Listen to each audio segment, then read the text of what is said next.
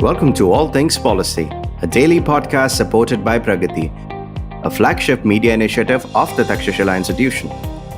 We're a bunch of policy nerds based in Bengaluru, and we like to bring a fresh perspective to Indian affairs and an Indian perspective to global affairs.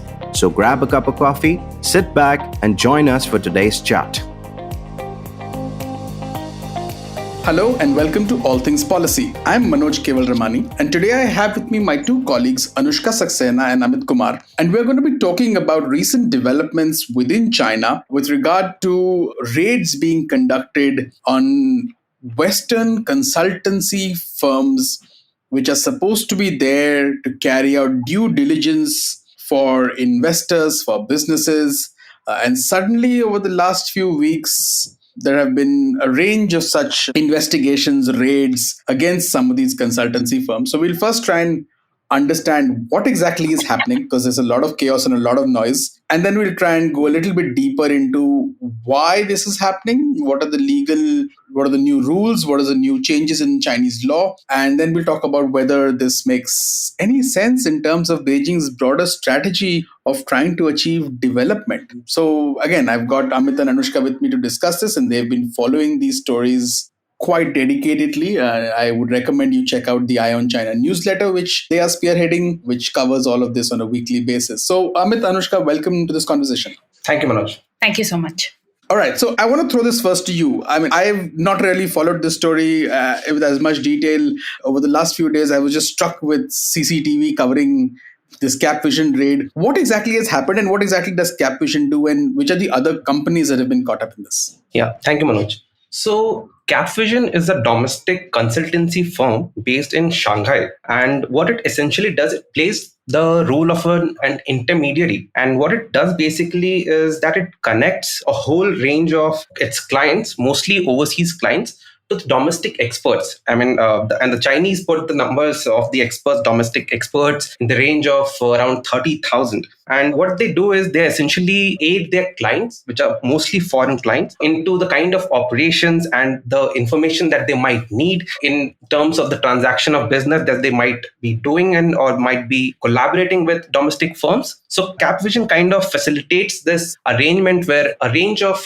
domestic experts from China help Capvision's clients with the kind of operation or the help they would want, expertise that they would want. Now, what has happened is in the past few days, CGTN has been covering this news that the Chinese authorities have raided the Capvision office in Shanghai and has even questioned some of its employees and kind of even imprisoned some of the employees of Capvision. And mostly they were from the kind of the experts that they employed.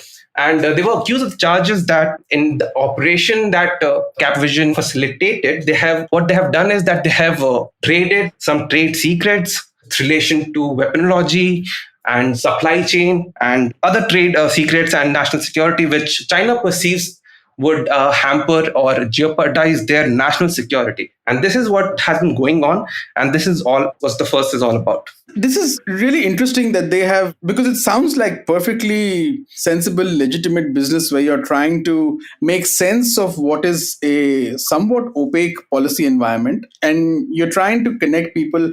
From what I understood, that some of the criticism from the Chinese authorities has also been that these companies were connecting people to sort of movers and shakers inside the Communist Party also. So in some way, I think the sort of suggestion, at least there, is that there is some degree of lobbying with different groups that is being made. But again, none of this is really new. These consultancy firms have been operating in China for many, many years, like they operate in many other countries, where you're trying to make sense of what's happening in the policy ecosystem. And you're trying to explain that to the business community. And for the largest part, for decades on end, there has been support for this business because it allows foreign investors to come into the country. So what's changed for Beijing to suddenly go so hard at some of these companies? Any sort of thoughts on that? So to put a context to this debate and see this as how the concept of development and governance has evolved under Xi Jinping. Now, of late, in the past few years, the question of China's development and governance is not seen as an isolated concept by the Chinese leadership, especially since Xi Jinping took over. Our listeners must be familiar that every time the issue of development and governance finds a mention in CPC Communiques, it is always complemented with the need to balance development with security, right? And with this integration of the concepts are itself not new. It has certainly become a more reinforced under Xi's leadership. And there's the idea of comprehensive national security that was floated by Xi Jinping last year. And a simplistic reading of the document tells us the aspect of national security has permeated each and every aspect of governance and development strategy that the Chinese leadership announces, or the idea that they float. And policies are being now tweaked, cater and accommodate what China regards as its legitimate security concerns. And this has led to, if you can call it, securitization of everything. And therefore, what we are seeing is just a reflection of this idea that has taken root within the Chinese leadership. Just to add to that, while the kind of fuss about going after multiple consultancy firms who have been operating in China for a while now is relatively new, and that has its own context in the larger sort of geopolitical rivalry that is playing out between US and China. Counter espionage and prevention of intellectual property theft in China or state secrets in China by foreign entities is not a new concept in itself. In fact, the espionage law, the revisions under which we're going to discuss today, first came out in 2014, and along with it, there are other supplementary laws on cybersecurity infrastructure, like the 2017 National Intelligence Law and the 2016 Cybersecurity Law, all of which in one way or another have mandated in the past 5 to 7 years that all state security institutions, all local governments are required to crack down on any form of espionage that essentially hampers national security in any way. And of course, the definition of national security is a debate in itself, which we can get to when we talk about the law itself. But the context of the raids that have happened recently is also that because the US, and especially the US Select Committee on the Communist Party of China, which is meant to see the CPC and its activities as a threat to the US specifically, is conducting a lot of debate on intelligence from the Uyghur Autonomous Region, on what are the kind of human rights abuses going on there. There is a lot of debate about how firms in the US are becoming targets of Chinese foreign political intervention. And so US and its political arms are responding accordingly. And to that kind of hostile external environment, China is responding in its own way by conducting these domestic raids, and especially among these consultancy firms that have for a long time had access to various Chinese kind of protected content. But now it has become an issue of geostrategic importance to kind of display this heavy-handed crackdown on espionage as well. Yeah, I think that's an important point that you make, that, part of this is about the strategic competition that is playing out between the United States and China. For example, I was reading the New York Times' report on CCTV's coverage of this particular case. And it said that, that CCTV accused Western countries of stealing intelligence information across key industries such as defense, finance, energy, and health as part of, and they quote, this strategy of containment and suppression. So I find it fascinating that at one point of time, we just had a meeting between the Chinese foreign minister and the US ambassador, and they talked about how, the Chinese foreign minister talked about how one must not let incidents sort of spiral out, and one must set a floor essentially to this relationship. At the same time, we are seeing this sort of pushback against what China says is espionage, although, like you already pointed out, that there is no definition of national security, that sort of what is the national security element that is, that Capvision or others have sort of violated. There is again no clarity on, say, when it comes to the data security law. It talks about protecting important data, but there is no definition of what is important data. So I wanted to understand firstly the legal sort of framework, because this espionage law has been recently amended, although the amendments are not in force right now. The amendments come into force on July 11th. So is this sort of regulators acting in advance? Is this sending a political message? Is this implementing law? or is this inner party politics? I mean, I wanted to get your thoughts on that, Anushka. To begin with, first, if you could explain to us what the espionage law actually says. Right. So basically, like I mentioned, the espionage law first came into force in 2014, and under what the old draft said and what the new draft will say after the revisions are incorporated, there are three or four main items of interest to understand the law itself. Firstly, what does the law cover? Which is that there are six sub-articles that describe what the law covers. It's activities endangering the national security of the PRC carried out by espionage organizations. So this particular one says that if an organization is built with the purpose of espionage itself, they're liable to be punished under the law. Then there are those organizations then there are those entities, individuals, agents, or organizations that participate in partnership with espionage organizations. So this is something we see in international criminal law as well, where there is individual responsibility and then there is responsibility of those who aid and abet. Then any other activity by any other entity or institution that may not formally be a part of an espionage organization, but still conducts activities like stealing, spying, buying, or illegally providing state secrets to foreign institutions and individuals will be considered espionage and will be punishable. And then there are two more sub-articles to this, which is instructing the enemy to attack targets. So if anyone by mistake or intentionally lets an enemy know that there is a target that they can attack in any way, cognitively or conventionally, then that's punishable under the law. And then there is a broad sort of an offense, which is carrying out other espionage activities. Now that can be construed however the state and the courts want it to be. The second is who is responsible for implementation. So that's where we see some formal language in the revision. We see that state security organizations of the state and the party, right from the CMC to those who might be responsible for managing security under the NPC, have the priority of use or requisition of data from individuals, organizations, enterprises, NGOs, and buildings whenever necessary to kind of promptly investigate what they may consider has been a breach of national security. And in the revisions, the local people's governments have now also been given extensive kind of mandate and responsibility to crack down on such espionage and inspect and anti-espionage security work as well. Like, not only do they have to crack down on it, they also have to do assessments of how well they've done. So this is like a quota they have to fulfill. That's how important it has become to the state. And this expansion of authority is also kind of supplemented by a chapter on job security as well, which has been recently added, which kind of, assures those who will be involved in this work that you will be protected, rescued if necessary, compensated for any damages, you will be resettled if there's a threat to your life. So there are all those sorts of assurances given to them. And finally, there's an interesting revision, which is how do you let people know about it? So it's not just about doing this secretly now. There is extensive kind of information given about how on counter-espionage and counter-espionage security prevention, you have to do these news talks, broadcasting, cultural and internet information services. Service units have to take this up, which is probably why CCTV is doing so much coverage on this. And we also see in April, there was a case where a civil servant from Xinjiang Uyghur Autonomous Region was put in jail for 11 and a half years. And this news was made public just a day before the National Security Education Day to kind of tell that, okay, this is how we educate you about it by giving you a use case of how exactly this law is implemented. Yeah.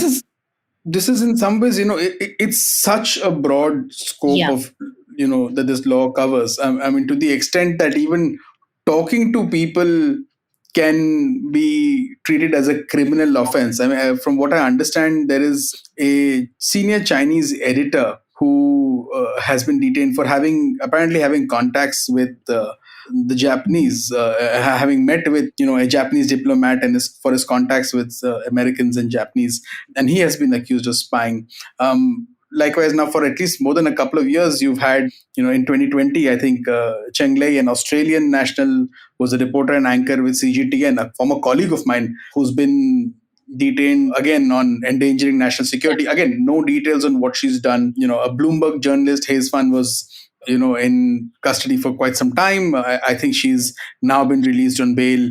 So again, it's really unclear, and this lack of clarity seems to be by design, because you want to cast the net as wide as possible so that at any point of time the state can use coercive measures. And from a security point of view and from a political security point of view, that might make some sense, although it's a horrible way to do things, because it has a chilling effect. And I think this current round of investigations that we are seeing are likely to have a chilling effect. And that's deeply problematic for even people who might want to be visiting China, scholars who might want to be visiting China, who might want to be trying to engage with officials at different levels to try and understand. Because if you don't define clearly what data is, if you don't define clearly what national security is, if you don't define clearly, therefore, what espionage is, then it becomes extremely difficult to engage. And all that does is it creates potentially greater opacity. And this is coming at a time when we're also seeing more reporting about, say, other sources of information also being blocked.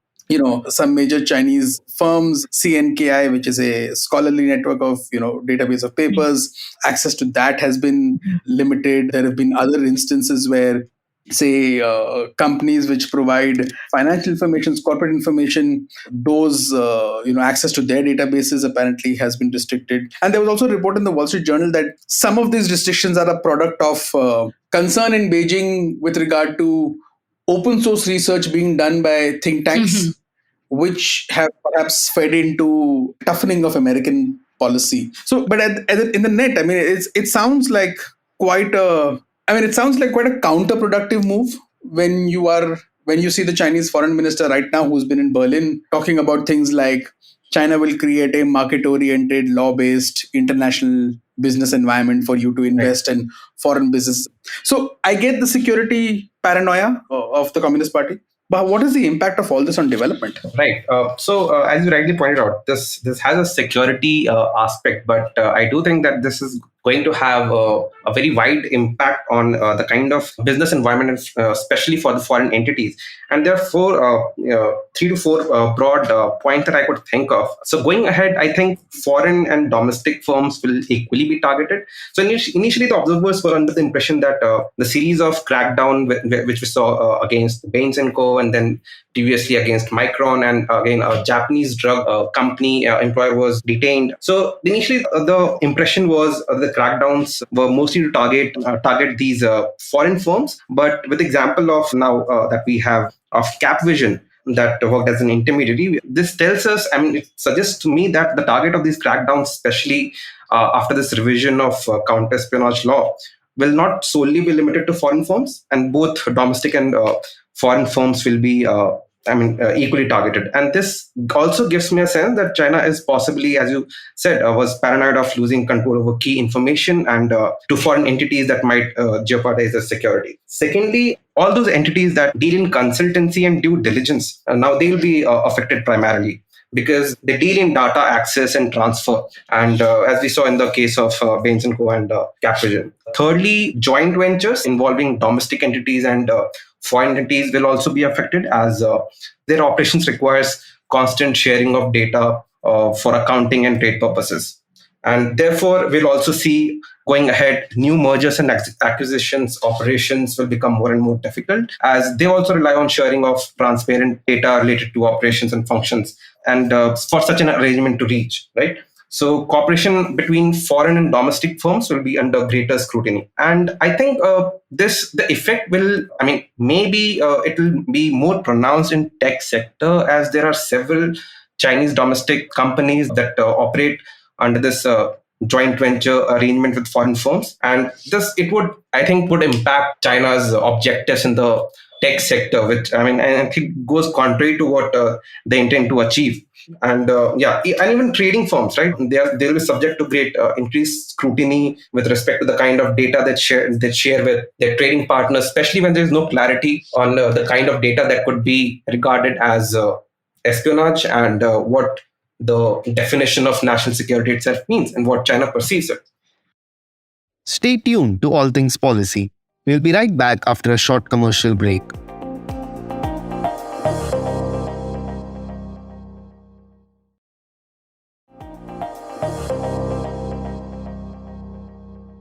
Just to add to that, I think there is a great devil in the details if one reads the detailed implementation rules that accompany the counter espionage law. So the law itself has a lot of broad ranging terminologies on, say, national security or authorities responsible. But these implementation rules go much deeper into what is defined as state secrets, what is defined as intelligence, what is defined as espionage, even though none of them define national security. And one of the points that the implementation rules makes is that the funding of the implementation of espionage, that is providing funds, venues or materials to organizations that may have been conducting espionage, will also be liable to criminal prosecution. So this means that there is no requirement on the table that the funder must know that the group or its individuals are conducting espionage, so anybody can be accidentally liable as well, which means that this will not just affect the business and the foreign entities operating in China. This will also kind of divert any other foreign entities from making future investments in China, because they'll be they'll have a sword hanging over their head of anything they may be funding in the country could someday or the other come out with something that the state will define as espionage. And this has also been impacting Chinese investment abroad. It doesn't just have domestic repercussions, because there is some research that has just come out from Merrick's and the Rhodium Group, which say that Chinese investment in Europe has fallen to the lowest point in a decade because of regulatory scrutiny, which means firms abroad and governments abroad are responding to this. They're saying that 10 out of 16 investment deals in tech and infrastructure in the EU were blocked by regulatory authorities in the EU because they want to tell China that China just can't get away with something that is this ridiculous and have no repercussions to face in the international stage. This is a fascinating developments that have taken place, and I think it just tells you a little bit about how, when Xi Jinping repeatedly says something like development and security are dialectically linked, clearly these are two, in the conception that they've had, these are two difficult goals to achieve simultaneously, and you cannot have securitization to this extent while trying to pursue development, while that development implies expanded foreign presence, investment, and exchanges with external actors, particularly when it comes to these new technology domains, because data flows require clear rules, but they can't be constrained with such sort of arbitrariness. And if you're going to try and intimidate and coerce foreign entities engaged in legitimate business, it is not likely going to be positive, particularly if the process of doing that not only just sort of has a chilling effect, but also impacts how firms are able to, it impacts the efforts to reduce the opacity in the system and to understand the system, then it's likely to lead to much more reduced investment, much more hesitation, which only feeds into the de-risking agenda that, say, the West, the US and Europe and other countries are currently trying to pursue. So it undermines the argument that Beijing itself is making that you don't need to be de-risking, which it seems to me foolhardy. And it seems to me that there is different entities working at cross purposes, which again, I think it's important, and I'll end with this, is important for our listeners to take away, because often when we think of the Chinese system, we tend to think of it as unitary, everything works in synchronization, there is a decision taken at the top and everybody implements it, and therefore you get these wonderful developmental outcomes. This is an example of how there are different objectives and there are different entities that work at cross purposes, which essentially muddle the entire discourse, which muddle the entire policy ecosystem. And more than this middle kingdom, it seems like the policy system is working in terms of a muddled kingdom, where you're not really getting clarity on what investors can do and cannot do. Are there any last thoughts that you would like to add? Yeah, I would have one. So, you see, in this, the Chinese never stop to amaze us. Like they really do like to work on contradictions, right? So, amidst all this US-led efforts to decouple its economy from China, I think Chinese might be aiding the US efforts here, because so far the greatest, the American business community have emerged as the most potent lobbyist for the Chinese market. And this is something what has been a hindrance in the US attempts to bring about to achieve a decoupling in their relations with the Chinese. But if China is to persist with these kind of actions, and it might align their bring about an alignment between the American state and the American business community, and that might be something counter to what the Chinese interests are. Yeah. And absolutely, I agree. Sorry, Anushka, and just to add to Amit's points about contradictions and how this is kind of China throwing a hammer at its own foot, the one development that our listeners can look out for in the implementation of this espionage law, which is only likely to expand once the revisions also come into play, is how China manages its need for talent and balances it with its goal for self-reliance in some of the key industries, like key tech industries, like say semiconductors, right? The law is supplemented by provisions of the Entry-Exit Administration law, and anybody who may have the potential to take secrets out will ultimately have to face an exit ban as and when the crackdown on espionage intensifies. And that might ultimately stifle the growth of China's own talent, and like Amit said, supplement the agenda that the US and the West is already playing out on a front footing. So that might be an interesting development to look out for. That's all. Absolutely, I agree. And I think these are interesting times to watch out for how this develops. Thank you so much, Amit and Anushka, for providing clarity on what's been going on. I hope this has helped our listeners at least get a sense of complex recent developments. And we'll try and keep tracking this space. Once again, I recommend everybody to please subscribe to Eye on China, which is where you can get a weekly update of all that's happening and a breakdown of the key stories with regard to China from an Indian interest perspective. Thank you so much, folks. Thank you. Thank you, Manoj.